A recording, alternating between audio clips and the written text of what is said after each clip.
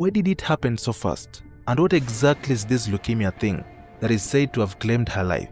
And by the way, it's also the same disease that took the life of former Safaricom CEO Bob Collymore back in 2019. Let's take a moment to understand this leukemia condition and why it kills so silently and speedily, what causes it, and most importantly, how it can be managed. Let us break it down in a simple way. Leukemia is basically blood cancer, but it's not like the other cancers we usually hear about. This one hides and develops inside your bone marrow.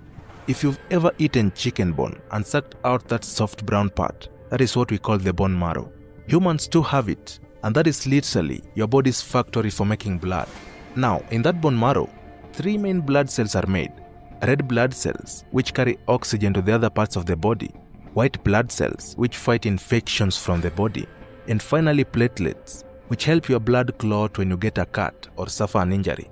But here is your acute myeloid leukemia messes everything up. When it attacks, the bone marrow starts producing abnormal number of immature white blood cells, which are defective. They don't protect your body, but they multiply very fast. Before long, these bad cells crowd out the good ones, meaning your body stops producing enough red blood cells, platelets, and even healthy white blood cells. So what consequently happens to the body? With fewer red blood cells, you get tired, weak, and dizzy. That is what we call anemia. With fewer platelets, you tend to bruise very easily and bleed longer in case you get any injury. And since the white blood cells can't fight germs anymore, you also start getting frequent infections. Some patients even feel bone pain, like a deep ache inside their legs or ribs, and that is because the disease literally starts in the bones. Medics say acute myeloid leukemia can move really fast, sometimes from first symptoms to life-threatening stage in just few weeks. And that explains why Betty Bio's case seemed so sudden. She had reportedly been managing the illness quietly, but last week she became critically ill. That is when she was moved from AR Hospital, where she was first admitted, to Kenyatta National Hospital, where she sadly passed away on Monday, November 10th. What's even more shocking, this is the same type of leukemia that killed former Safaricom CEO Bob Collymore back in 2019. So I went to London, and the diagnosis was a thing called acute myeloid leukemia, which is a rare form of blood cancer. Both cases happened so fast, and that is why people call this disease the silent killer. Now let's talk about what causes it.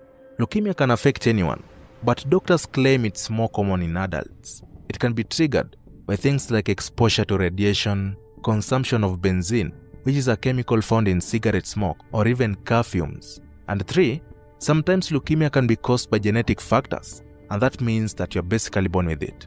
About its treatment, it all depends on how early it's caught.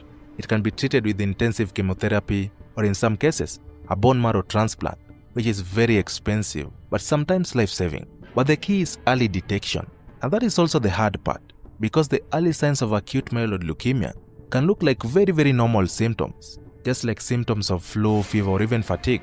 So if you've ever wondered how someone could look so fine and then pass away in just few days, that is how acute myeloid leukemia works. It attacks quietly from the inside, and by the time symptoms show, the body is already overwhelmed. Betty Bio's death is heartbreaking, not just because she was a beloved gospel singer, but because it reminds us of how fragile life really is. Because sometimes, the strongest smiles hide the deepest battles. May the soul of Betty Bio rest in eternal peace.